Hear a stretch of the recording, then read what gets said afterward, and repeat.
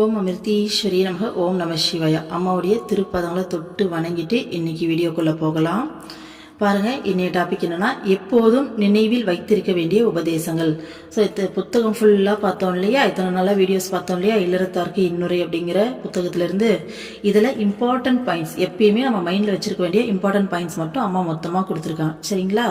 இதோடு இந்த புத்தகம் கம்ப்ளீட்டாக முடியுது. ஃபர்ஸ்ட் பாயிண்ட் பாருங்கள், குழந்தைகளே, இறைவனே ஆத்மா, எப்போதும் இறை சிந்தனையில் மூழ்கியபடி செய்யும் செயல்களே உண்மையான தவம்.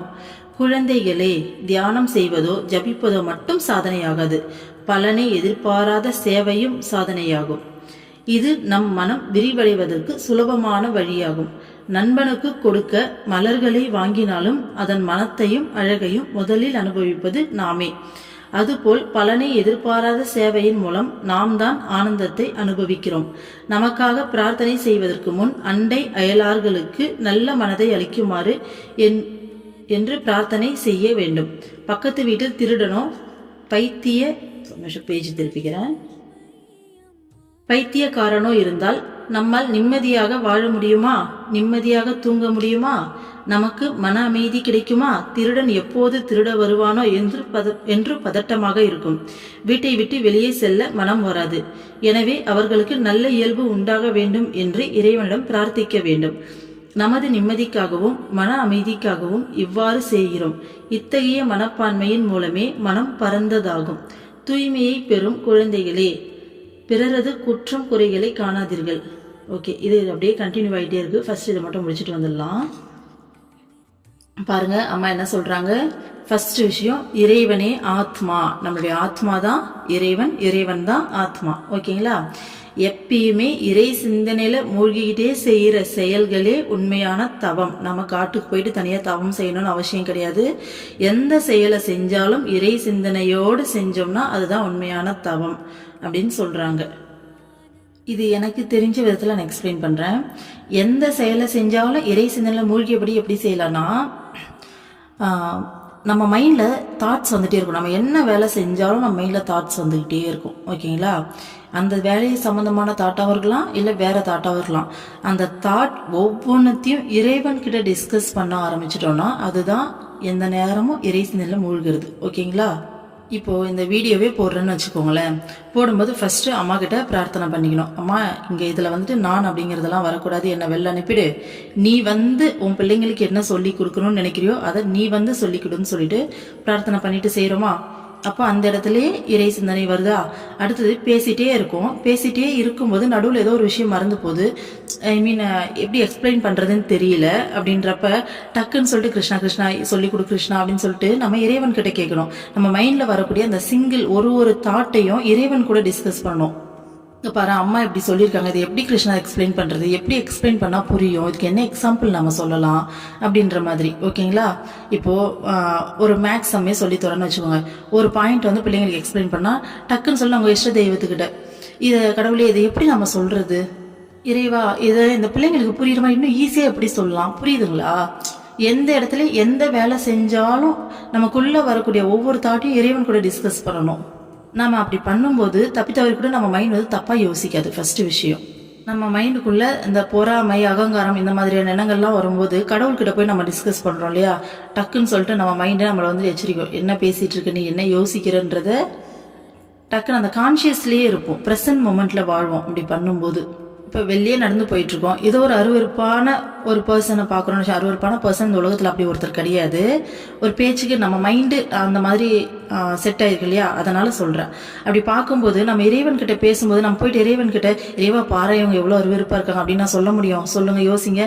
நம்ம மைண்டு டக்குன்னு சொல்லிட்டு என்ன ஆகும், நம்ம இப்படி யோசிக்கிறது சரியா தப்பு இல்லை. அப்போ இந்த இடத்துல இந்த அருவருப்பு படாமல் இந்த விஷயத்தை நம்ம எப்படி அப்ரோச் பண்ணலாம் அப்படின்னு சொல்லி நம்ம கடவுள்கிட்டயே ஐடியா கேட்போம். கிருஷ்ணா, என் மைண்டுக்குள்ளே இப்படி தோணுது, இது எப்படி நான் மாற்றிக்கிறதுன்னு சொல்லிட்டு கேட்போம். நம்ம மாற்றிப்போம். ஓகேங்களா? இதே நம்ம தனிப்பட்ட முறையில் செயல்படும் போது இங்கே எந்த மாற்றமே நிகழாது. நம்ம இருக்கிற மாதிரி பழைய மாதிரி நம்ம மனசு குப்பையாக அப்படியே தான் இருக்கும். இறைவன் கூட பேசுறது அப்படிங்கிறதுல அவ்வளோ விஷயங்கள் இருக்குது. நம்ம மனசுக்குள்ளே செகண்ட் பை செகண்ட் பார்த்தீங்கன்னா ஒரு எக்ஸாமினர் வச்சு எக்ஸாமைன் பண்ணிக்கிட்டே இருப்போம். ஓகேங்களா? அப்போ நம்ம மனசுக்குள்ளே அவ்வளோ மாற்றங்கள் நாளுக்கு நாள் ஏற்பட்டுக்கிட்டே இருக்கும். மனசு விரிவடையும். அம்மா சொல்கிற மாதிரியான வழியில் வாழ ஆரம்பிப்போம். மெயினாக ப்ரெசன்ட் மொமெண்ட்டில் வாழ்வோம். மைண்ட் வந்து எங்கேயோ ஒரு தாட்டுக்கு போகாது. கடவுள்கிட்ட பேசும்போது ப்ரெசன்ட் மொமெண்ட்டில் மட்டும்தான் வாழ்வோம். ஸோ அதுதான், எந்த ஒரு செயலை செஞ்சாலும் இறை சிந்தனையில் மூழ்கியபடி செய்கிற செயல்கள் எல்லாமே உண்மையான தவம் அப்படின்னு சொல்கிறாங்க அம்மா. ஓகேங்களா? அடுத்தது என்ன சொல்கிறாங்கன்னா, தியானம் பண்ணுறதோ ஜபிக்கிறதோ மட்டும் சாதனை கிடையாது, பலனை எதிர்பார்க்காத சேவை தான் சாதனை அப்படின்றாங்க. அதுவும் ஒரு சாதனைன்றாங்க. அதுவும் இல்லாமல் இந்த பலனை எதிர்பார்க்காத சேவை வந்து பார்த்திங்கன்னா நம்ம மனசு விரிவடைகிறதுக்கு சுலபமான வழி அப்படின்றாங்க. இது எல்லாமே நம்ம இதுக்கு முன்னாடி வந்த டாப்பிக்கில் நிறைய டிஸ்கஸ் பண்ணியிருக்கோம் இல்லையா? ஸோ நம்ம இறைவனை அடையணும் அப்படின்னா மெயினான முக்கியமான விஷயம் நம்ம மனசுக்குள்ளே சுயநலம் போகி பொதுநலமாக மாறணும். நம்ம சுயநலத்தில் இருக்க இருக்க நீ எவ்வளோ தியானம் பண்ணாலும் எவ்வளோ ஜபம் பண்ணாலும் பிரயோஜனம் இருக்காது. எப்போ நம்ம அந்த சுயநலத்தெல்லாம் விட்டு பொதுநலமாக மாறுறோமோ அதுதான் மனசு விரிவடைகிறது. எப்போ மாறுறோமோ அப்போ தான் வந்து பார்த்திங்கன்னா நமக்கு ஆன்மீக முன்னேற்றம் அதிகமாக கிடைக்கும். ஏன்னா இறைவன் அடையிறது அப்படிங்கிறது இறைவனாவே மாறக்கூடிய ஒரு விஷயம். அப்போது இறைவனாவே மாறினா இந்த உலகத்துடைய ஒட்டுமொத்த கண்ட்ரோலும் அவங்களுக்கு கிடைக்கும் இல்லையா? இப்போது நம்ம அம்மா இருக்காங்கன்னா நம்ம அம்மா நினைச்சா என்ன வேணாலும் செய்ய முடியும். நம்ம அம்மா மாதிரி சத்குருக்கள் நினைச்சா சொல்லியிருக்காங்க, இதெல்லாம் புத்தகத்திலேயே சொல்லியிருக்காங்க, இந்த உலகத்தை ஒரு செகண்ட்ல அழிக்க முடியுமாமா. அப்போ அந்த அளவுக்கு பவர்ஃபுல்லான ஒரு பொசிஷனுக்கு சுயநலமான எண்ணமுள்ள நம்மளை அலோவ் பண்ணா இந்த உலகம் என்ன யோசிச்சு பாருங்க. அப்போது ஃபஸ்ட்டு விஷயம் பொதுநலமாக மாறணும், மற்றவங்களுக்காக யோசிக்கணும். ஏன்னா அம்மா வந்து இறைவனாக இருக்காங்க. இப்போது அவங்க அவங்களுடைய ஒட்டுமொத்த சக்தியும் மற்றவங்களுடைய நல்லதுக்காக மட்டும்தான் பயன்படுத்துகிறாங்க இல்லையா? இவ்வளவு சக்தி வாய்ந்த பர்சனாக கடவுளாகவே இருந்தாலும் அவங்க நமக்கு எந்த அளவுக்கு இறங்கி வந்து நம்ம குழந்தைங்கன்னு சொல்லி எவ்வளோ கேர் பண்ணுறாங்க, நம்மளை எப்படி பார்த்துக்கிறாங்க, தாங்கி தாங்கி தாங்கி எப்படி பார்த்துக்கிறாங்க. அதுதானே இறைவன், அதுதானே இறை குணம். அந்த இறைவனாக மாறினா நமக்கும் அந்த மாதிரியான குணங்களை வளர்த்துக்கணும். ஓகேங்களா? அடுத்தது பாருங்கள், ஒரு ஃப்ரெண்டுக்கு வந்துட்டு ஒரு ஃப்ளவரை வந்துட்டு நம்ம கிஃப்ட் பண்ணுறோம் அப்படின்னா அதோடைய மனத்தையும் ஃபஸ்ட்டு அந்த பூவை நாம தானே பார்க்குறோம், அதை நாம தான் ஸ்மெல் பண்ணுறோம், அதோடைய அழகை நாம தான் ஃபஸ்ட்டு ரசிக்கிறோம், அதுக்கப்புறமா தானே அவங்கக்கிட்ட போய் சேருது. அந்த மாதிரி ஒரு சேவையை நம்ம செய்யும்போது அதோடைய ஆனந்தத்தையும் அதன் மூலமாக இருக்கக்கூடிய பலனையும் ஃபஸ்ட்டு நாம தான் அனுபவிக்கிறோம்னு சொல்கிறாங்க. இது எப்போ நமக்கு புரியும் அப்படின்னா, இப்போ உண்மையாலுமே பசியாக ஒரு மனுஷன் இருக்காரு, அவருக்கு வந்து நம்ம சாப்பாடு வாங்கி தரோம்னு வச்சுக்கோங்களேன். அப்போ நம்ம உணர்வோம் அந்த உயிர் எந்த அளவுக்கு பசியில் இருக்குல்ல, இந்த சாப்பாட்டுக்காக அது எவ்வளோ வந்து கஷ்டப்படுதில்ல, இந்த சாப்பாடு அதுக்கு கிடைக்கும்போது அதுக்கு என்ன ஒரு சந்தோஷம் கிடைக்கும். அந்த சாப்பாட்டால் அதுக்கு அந்த வயிறு நிறையுது, அது மனசு எவ்வளோ சந்தோஷப்படுது. புரியுதுங்களா? அப்போது இந்த சுயநலமற்ற சேவை செய்யும் போது மற்றவங்களுக்கு கிடைக்கிற சந்தோஷம் ஃபஸ்ட்டு நமக்கு கிடைக்கும். ஓகேங்களா? ஸோ அதுதான் அம்மா இங்கே சொல்ல வராங்க. அடுத்தது பாருங்கள், பலனை அதுதான் சொல்லியிருக்காங்க. அடுத்தது பக்கத்து வீட்டுக்காரங்களுக்காக மற்றவங்களுக்காக ஓகேங்களா ஃபஸ்ட்டு பிரார்த்தனை செய்யணுன்றாங்க. நமக்காக பிரார்த்தனை செய்யறதுக்கு முன்னாடியே மற்றவங்களுக்காக பிரார்த்தனை செய்யணும். அதுவும் என்ன மாதிரியான பிரார்த்தனை செய்யணும் அப்படின்னா, அவங்களுக்கு நல்ல மனசை கொடுக்குற சொல்லி இறைவன்கிட்ட பிரார்த்தனை பண்ணுமா. ஓகேங்களா? ஸோ நம்மளை சுற்றி இருக்கவங்களோ தெரிஞ்சவங்க தெரியாதவங்க எல்லாருக்காகவும் அவங்களுக்கு நல்ல மனசை கொடுங்க அப்படின்னு சொல்லிட்டு இறைவன்கிட்ட பிரார்த்தனை பண்ணுமா. இதனால் உனக்கு எந்த விதத்தில் பிரயோஜனம்னு சொல்லிட்டு அம்மா சொல்கிறாங்க. உன் பக்கத்து வீட்டில் ஒரு பைத்தியக்காரனோ ஒரு திருடனோ இருக்கான் அப்படின்னா உன்னால நிம்மதியாக தூங்கிட முடியுமா, இல்லை நிம்மதியாக வாழ்ந்துடதான் முடியுமா? அந்த வீட்டில் உனக்கு மனசு அமைதி கிடைக்குமா? திருடன் வந்து எப்போ திருட வருவானோன்னு சொல்லிட்டு ஒரு பதற்றத்திலே இருப்பேன் இல்லையா? அப்போ வீட்டை விட்டு வெளியில் விட்டுட்டே போக முடியாதுல்ல, எந்நேரமும் வீட்லேயே இருக்க மாதிரி இருக்கும்ல, நம்ம போனால் வந்து திருடிடுவாங்க அப்படின்ற அந்த மென்டாலிட்டி நமக்குள்ளே இருக்கும் இல்லையா? ஸோ ஃபஸ்ட்டு அவங்களுக்கு நல்ல மனசை கொடு இறைவா அப்படின்னு சொல்லி இறைவன்கிட்ட பிரார்த்தனை பண்ணும்போது ஃபஸ்ட்டு யாருக்கு நிம்மதி கிடைக்கிது? அவங்க நல்ல மனசோடு நல்லவங்களாக மாறிட்டாங்கன்னா முதல்ல நம்ம வீட்டில் நாம் நிம்மதியாக இருப்போம் இல்லையா? ஸோ அதுதான் அம்மா சொல்கிறாங்க. ஏன் மற்றவங்களுக்காக பிரார்த்தனை பண்ணணும் அப்படின்றதுக்காக அம்மா இந்த விஷயத்த சொல்கிறாங்க. ஸோ இந்த மாதிரி நம்ம பிரார்த்தனை பண்ணும்போது நம்மளுடைய மனசும் பறந்ததாகும், விரிவடையும் அப்படின்னு சொல்கிறாங்க. இப்போ இவ்வளோ நேரமாக சொன்னோம் இல்லையா, செல்ஃபிஷாக இல்லாமல் இந்த காமன் ஃபிஷ்ஷாக இருக்கும்போது சும்மா சின்ன வயசில் அப்படி சொல்லுவோம்.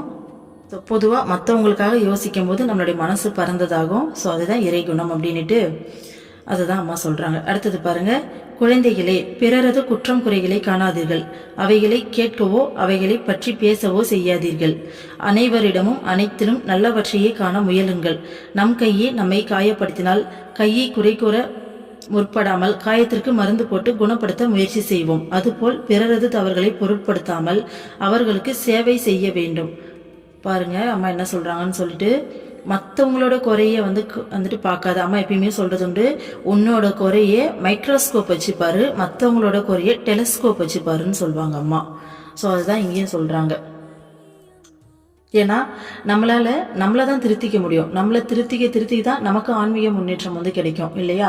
மற்றவங்களுக்காக வேணால் பிரார்த்தனை பண்ணலாம், ஆனால் அவங்கள போயிட்டு நம்மளால திருத்திட்டு இருக்க முடியாது. அப்போ அவங்கள பற்றி யோசிக்கிற நேரம் டைம் வேஸ்ட் இல்லையா? அந்த இடத்துல எந்த விதத்தில் நம்மளை திருத்திக்கிட்டால் அந்த சுச்சுவேஷனை கரெக்டாக ஹேண்டில் பண்ணியிருக்க முடியும்னா அங்கேயும் நம்மளை பற்றி தான் யோசிக்கணும்.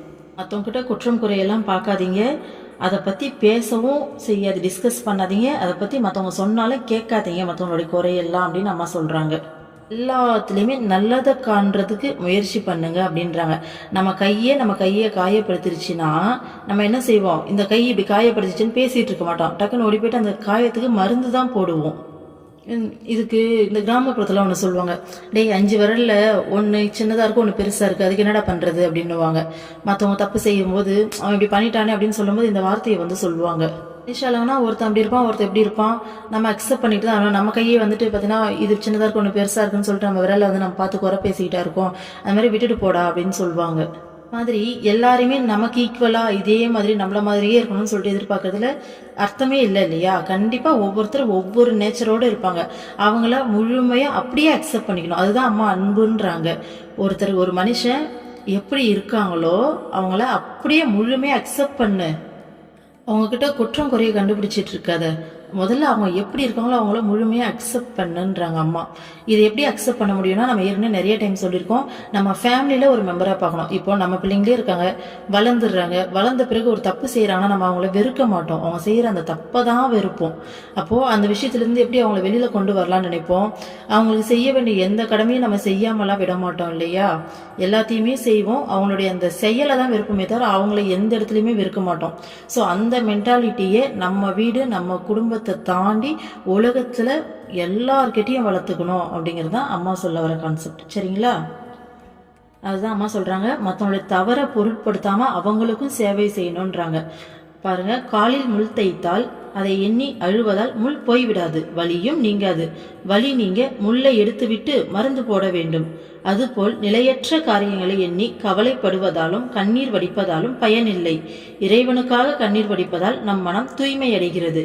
எந்த எதிர்மறையான சூழ்நிலையையும் சமாளிக்கும் சக்தி கிடைக்கிறது.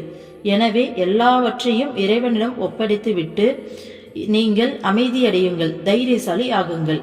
ஓகே, நம்ம என்ன சொல்கிறான்னா, உன் காலில் முள்ளு குத்திருச்சு, அதை நினைச்சிட்டு ஐயோ முள்ளு குத்திருச்சே வலிக்குதேன்னு சொல்லி அழுதுட்டு இருந்தா போயிடுமா? வலி போயிடுமா? சொல்லுங்க, போகாது. அப்போ நம்ம என்ன செய்யணும்? முள் எடுத்துட்டு அந்த இடத்துல மருந்து போடணுன்றாங்க. அந்த மாதிரி நிலையற்ற காரியங்களுக்காக இப்போ மற்றவங்க நம்மளை கஷ்டப்படுத்திட்டாங்க, ஹர்ட் பண்ணிட்டாங்க, நம்மக்கிட்ட தப்பாக நடந்துக்கிட்டாங்க எப்படிங்கிற ஃபேமிலிக்குள்ளேயே இருக்கலாம், வெளியிலேயும் இருக்கலாம், ஓகேங்களா, ஆஃபீஸில் இருக்கலாம், எங்கே வேணாலும் இருக்கலாம். அப்போது இந்த மாதிரியான விஷயங்களை நினச்சிக்கிட்டு அழுதுகிட்டு இல்லை மனசு கஷ்டப்பட்டுட்டு உட்கார்ந்துட்டு இருக்கிறதால எந்த பிரயோஜனமுமே இல்லை. இப்போது இந்த மாதிரி சமயத்தில் நம்ம மனசுக்குள்ள அப்படியே குவியலாக எண்ணங்கள் வரும். நம்மளை இவங்க இப்படி பேசிட்டாங்களே அப்படி பண்ணிட்டாங்களேன்னு சொல்லி ஒரே கஷ்டமாக இருக்கும், அழுகியாக வரும், நிறைய எண்ணங்கள் வரும் இல்லையா? இந்த மாதிரி டைமில் நீங்கள் என்ன பண்ணுங்கள், நம்மளால் நம்ம மனசை கண்ட்ரோல் பண்ண முடியாது, அந்த அளவுக்குலாம் நம்ம இன்னும் வளரல.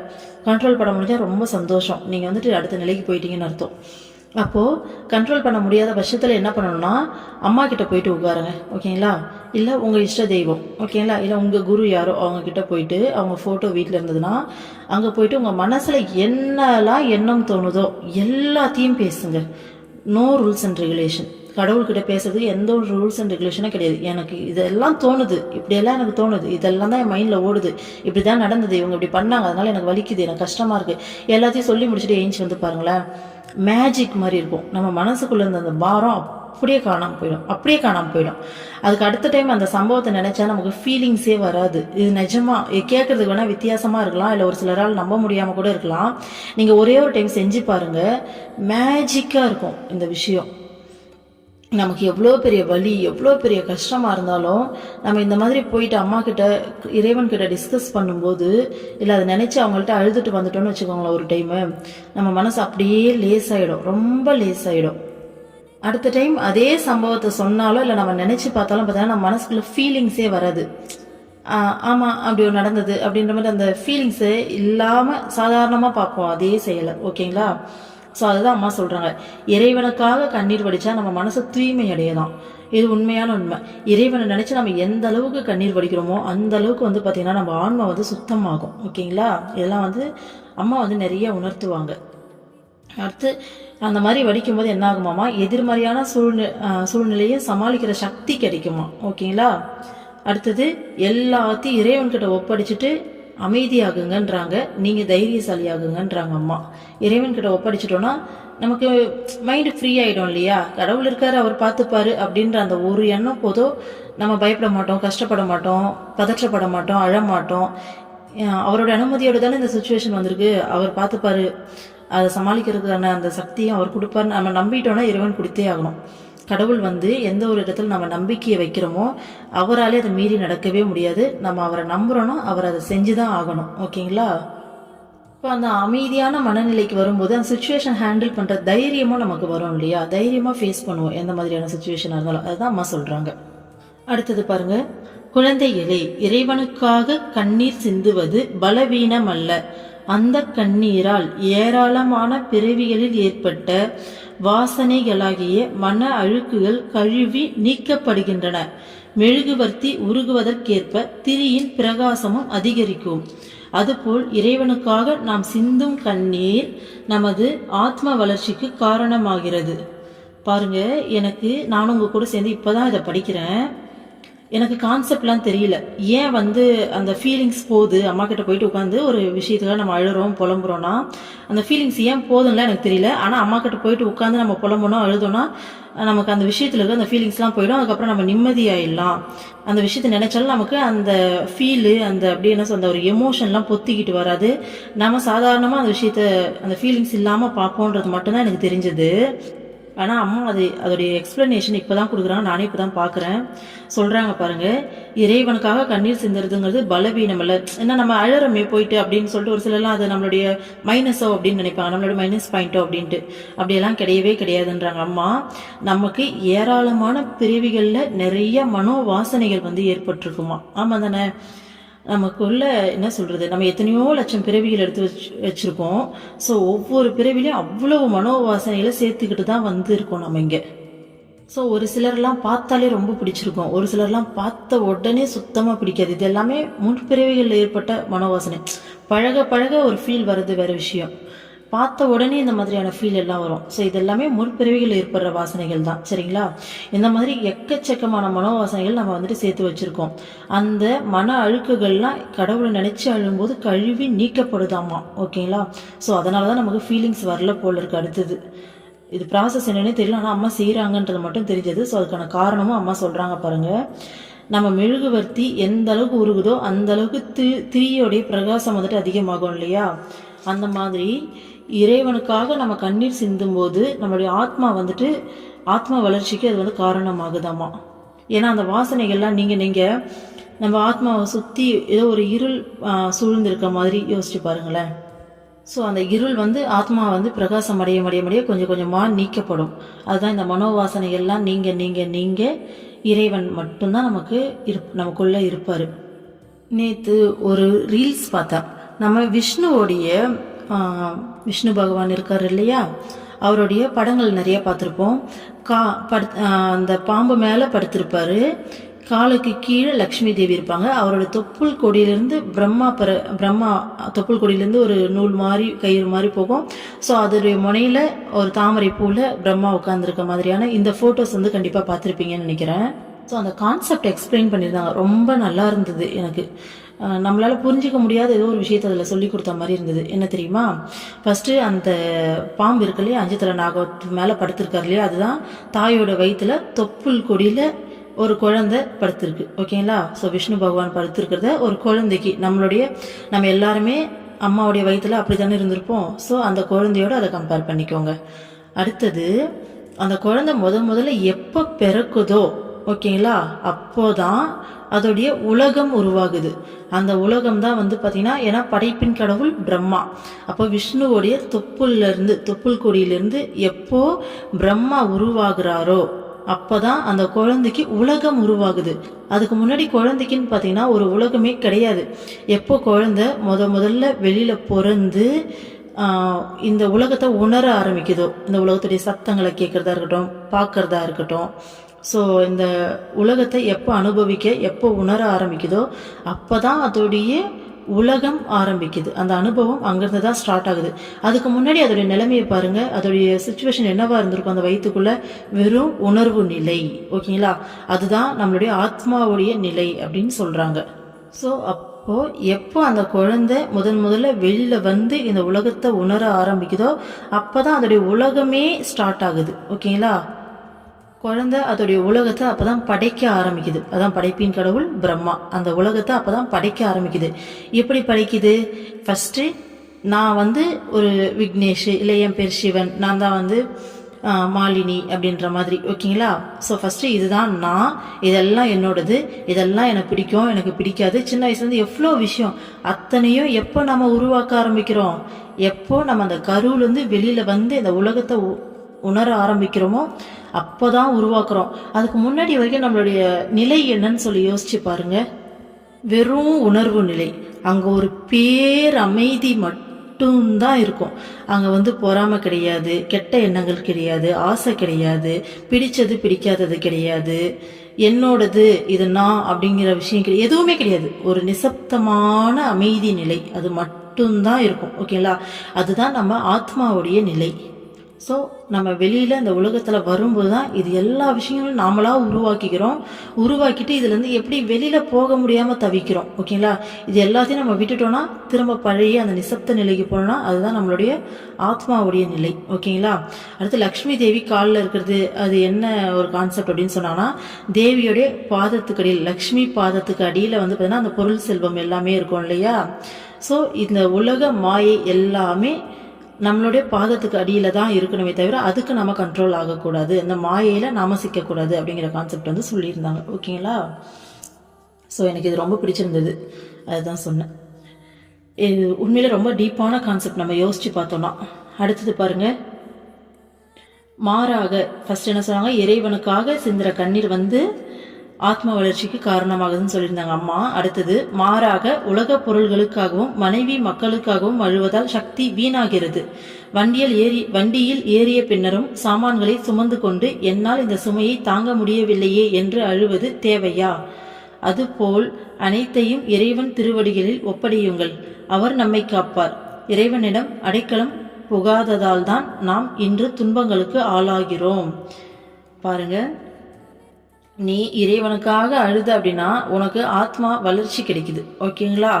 அதை விட்டுட்டு உலக பொருளுக்காகவும் மனைவி மக்களுக்காக நீ அழுதுட்டு இருந்தீன்னா அப்போது உனக்கு சக்தி கிடைக்குது, இதில் சக்தி வீணாகுதுன்றாங்க. இறைவன் நினைச்சு அழுதும் போது உனக்கு சக்தி கிடைக்குது, இதில் சக்தி வீணாகுதுன்றாங்க. ஒரு வண்டியில் ஏறின பிறகும் சாமான் எல்லாத்தையும் தான் தலையில் சுமந்துக்கிட்டு ஐயோ எனக்கு வலிக்குதே, எனக்கு ரொம்ப இந்த பேர்டன் என்னால் தாங்க முடியலன்னு சொல்கிறது தேவையா உனக்கு? இறக்கி இந்த வண்டியில் வை அப்படின்றாங்க அம்மா. ஓகேங்களா? அந்த மாதிரி நம்மளுடைய ஒட்டுமொத்த கஷ்டத்தையும் இறைவனுடைய திருவடியில் ஒப்படைங்க. ஏன்னா நமக்கு நம்பிக்கை கிடையாது. ஓகேங்களா? ஒப்படைச்சா இது சரியாக நடக்கும். ஆனால் நம்பிக்கை இல்லாமல் நம்ம யோசிக்கிறதால ஏதாச்சும் பிரயோஜனம் இருக்கா சொல்லுங்கள்? நம்ம நம்பிக்கை இல்லாமல் யோசித்து அப்படியே வந்துட்டு அந்த சுச்சுவேஷனை மாற்றி அப்படியே சரி பண்ணிட போகிறோமா? எல்லாமே வீண் முயற்சி. அங்கேயும் வந்து இறைவனுடைய அருள் இருந்தால் மட்டும்தான் அந்த விஷயம் நமக்கு சரியாக நடக்கும் இல்லையா?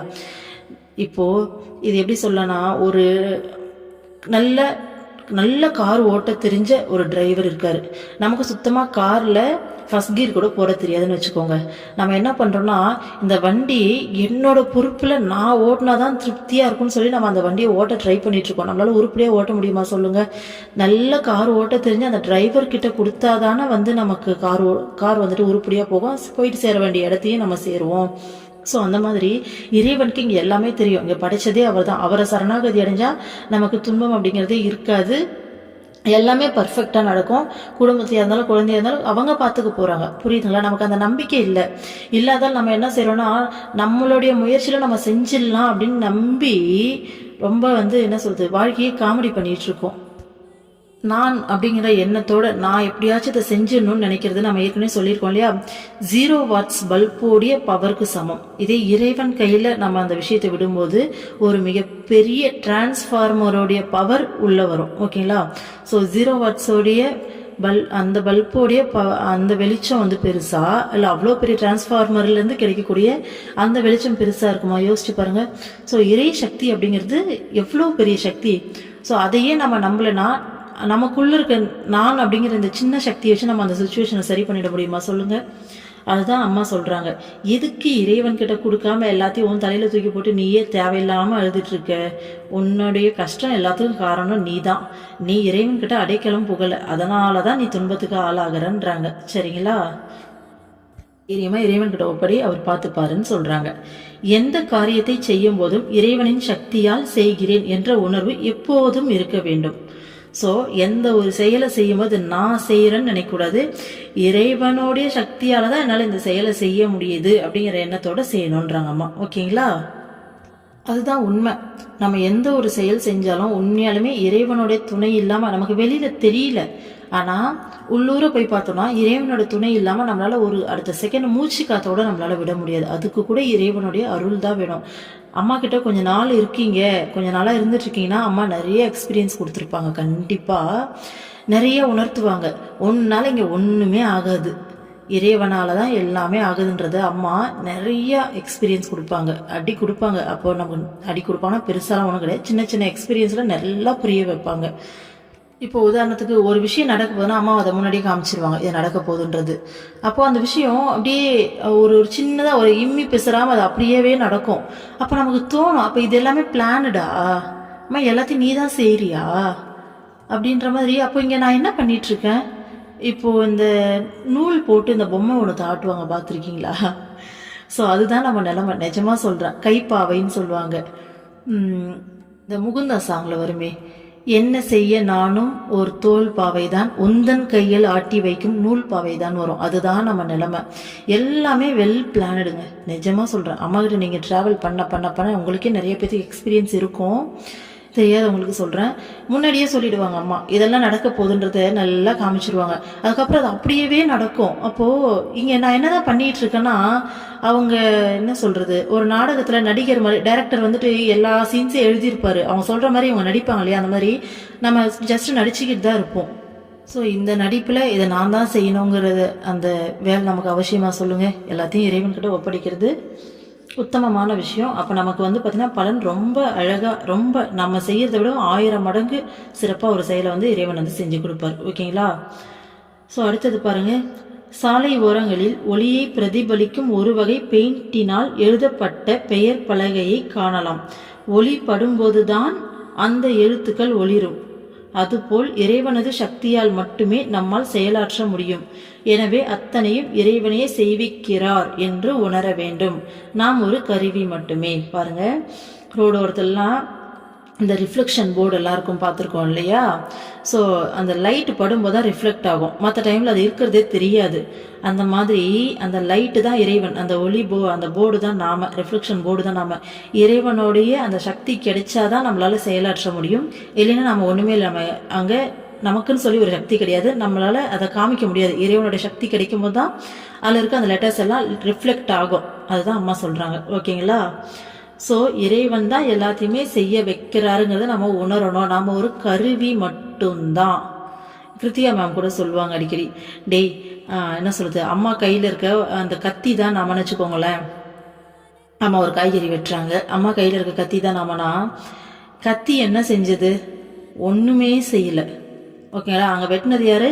அம்மா. ஆனால் அந்த கத்தி வந்து நான் தான் இதை செஞ்சேன்னு சொல்லிக்கிட்டா எந்த அளவுக்கு அது காமெடியான விஷயமோ, அதுதான் ஒவ்வொரு செயலும் நாம தான் செஞ்சோம்னு நினைக்கிறது அந்த அளவுக்கு காமெடியான விஷயம்தான். ஓகேங்களா?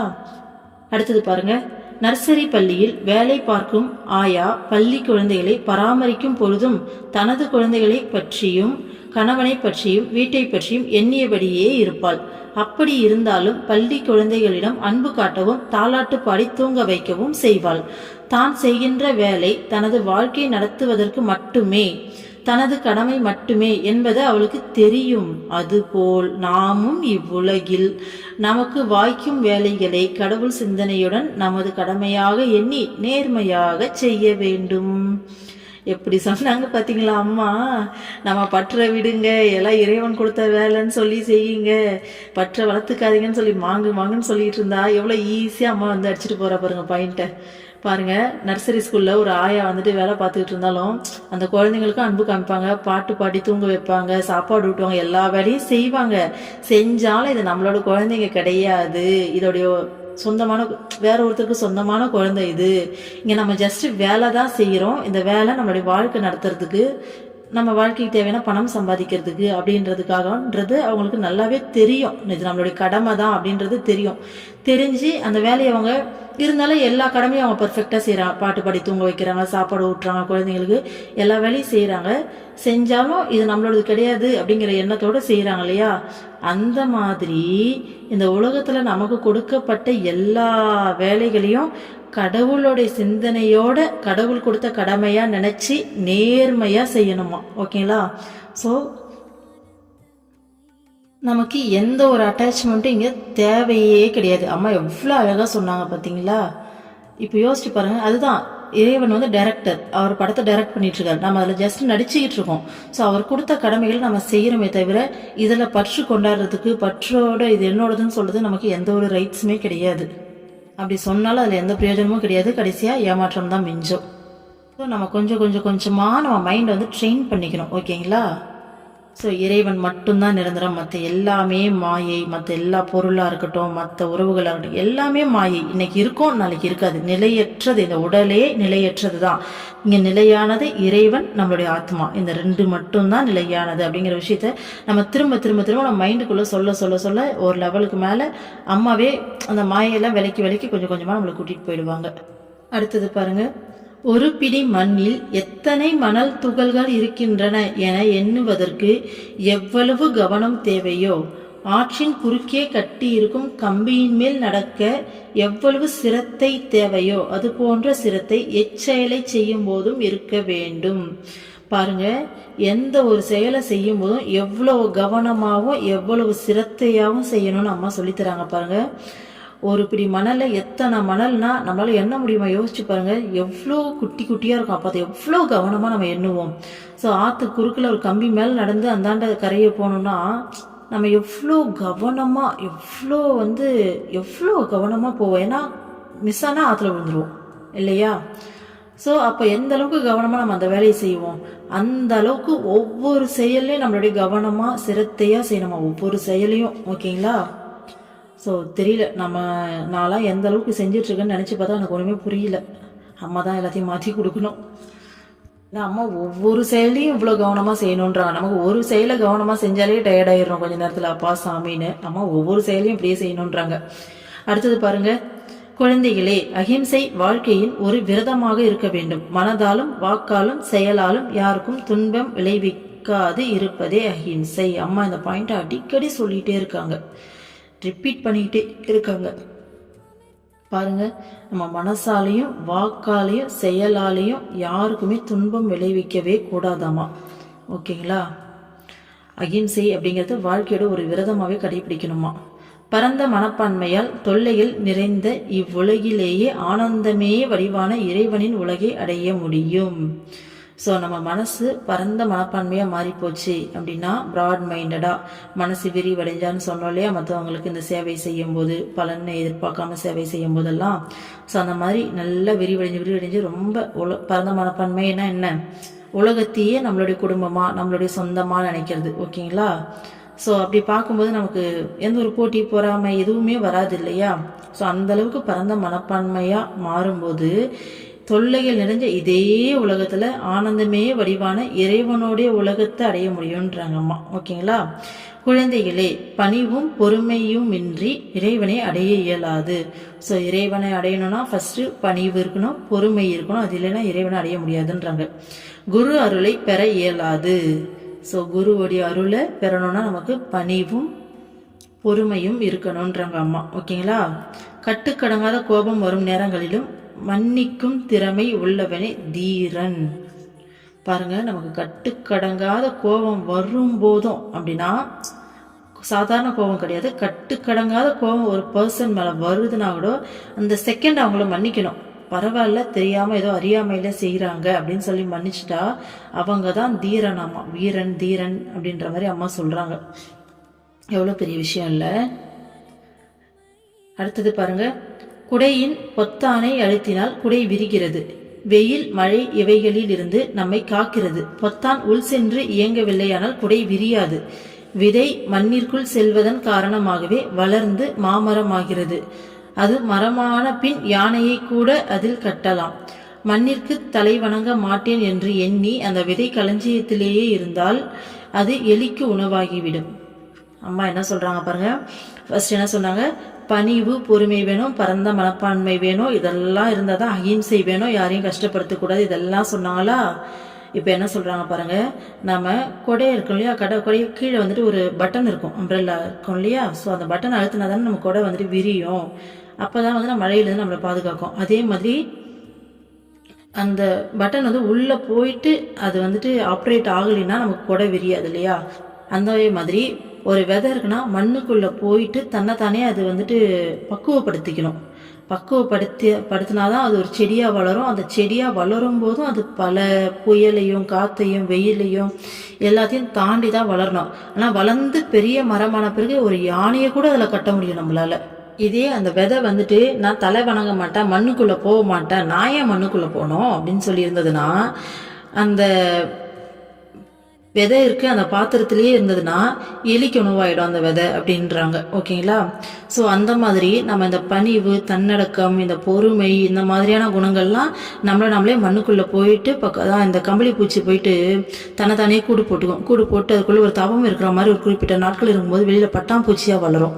ஸோ அந்த மாதிரி நாமளே பக்குவப்படுத்தும் போது இந்த பணிவு, பொறுமை அப்படிங்கிற குணங்களால் பக்குவப்படுத்தும் போது நம்ம என்னவாகலாம், இறைவனாவே மாறலாம்.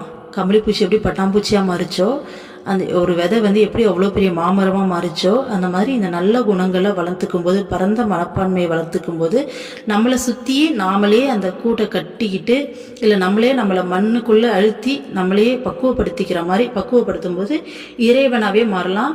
அப்படி இல்லாட்டி நம்ம வீணாக போயிடுவோம். திரும்ப பிறவி எடுத்துக்கிட்டே இருக்க வேண்டியதான். அதுதான் அம்மா சொல்கிறாங்க. ஓகேங்களா.